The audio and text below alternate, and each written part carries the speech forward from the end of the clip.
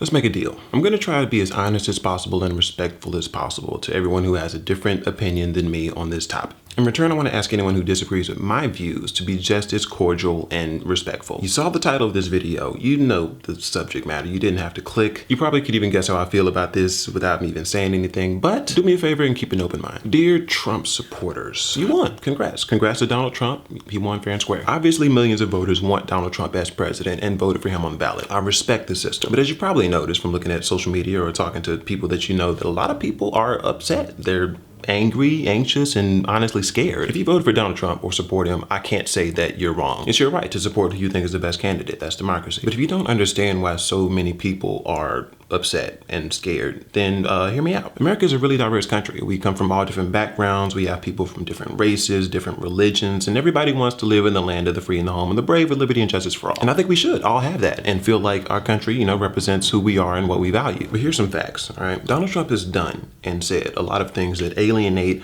a lot of people in America and even across the world. He's got the support of the KKK, and you can argue whether or not he denounced them, but he does have their support. He wants to temporarily ban Muslims from entering the country. He wants to build a wall on the Mexico border and deport millions of undocumented immigrants. His vice president, Mike Pence, has fought against same-sex marriage and believes that gay people can be converted into straight people using conversion therapy. And we've all seen the video 10 years ago of Trump saying that he can grope women and kiss them without their permission, and that they let him do it because he's a celebrity. I think it's safe to say that these are facts. And if you don't think they're facts, then I guess we can't really talk about this. But these things are troubling to a lot of minorities, a lot of women, a lot of Muslims, a lot of people in the LGBT community. Now, there's no guarantee that Trump can do everything that he says he wants to do. Congress and all that, checks and balances. The point is that deporting millions of people who are in this country and who want mostly to just work and provide for their families is going to literally rip families apart, and that's going to affect a lot of lives. The point is that electing Donald Trump as president and Mike Pence as his vice president says that America thinks locker room talk,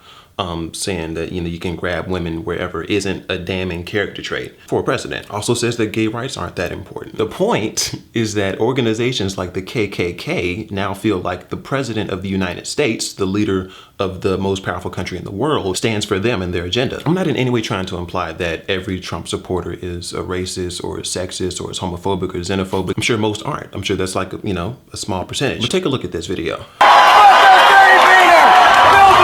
Fuck Islam! Fuck them! All of these people in that video now feel like Trump represents them. And that's troubling for a lot of minorities. That's troubling for a lot of Muslims, a lot of women, a lot of people in the LGBT community. It upsets a lot of people for legitimate reasons, I think. So, Trump supporters, congrats on your victory. But my request is that if you can, empathize. We're all in this together. We all got to get along somehow. And if you disagree with my opinion, don't attack me. Don't attack people who share my opinion. Just start a conversation. I see so many people breaking friendships, unfollowing people, blocking each other on social media because their political views are different. I don't see that as a permanent solution. I see the solution being us coming together and being honest and talking and having a conversation and coming together towards some kind of common ground. The last thing we need to do is build a wall, metaphorically, between ourselves. Thanks for watching.